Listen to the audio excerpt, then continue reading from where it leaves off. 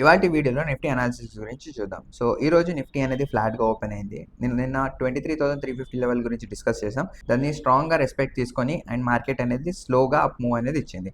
But మీరు చూసినట్టయితే ఈరోజు నిఫ్టీ అనేది inverted flag and pole pattern అనేది ఫార్మ్ చేసింది. అండ్ 23,350 అండ్ 23,550 లెవెల్‌లో మార్కెట్ అనేది కన్సాలిడేట్ అయింది. సో, రేపటి మార్కెట్‌లో నిఫ్టీ ఎలా మూవ్ చేస్తుంది అండ్ కీ లెవెల్స్ ఏంటో ఐడెంటిఫై చేద్దాం.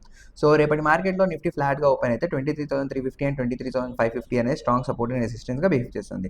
సో, ఒకవేళ మార్కెట్ అనేది గ్యాప్ డౌన్ ఓపెన్ అయిందనుకోండి, 23,350 లెవెల్ బ్రేక్ చేసిందనుకోండి, కమింగ్ సపోర్ట్స్ వచ్చేసి మనకు 23,300 అండ్ 23,146 అండ్ లాస్ట్ వచ్చేసి 23,000 అనేది మనకు సపోర్ట్‌గా బిహేవ్ చేస్తుంది.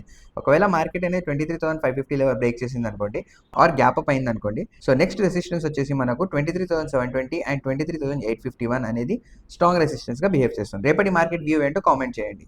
ఇలాంటి మరిన్ని అప్డేట్స్ కోసం please follow first million trade. Thank you.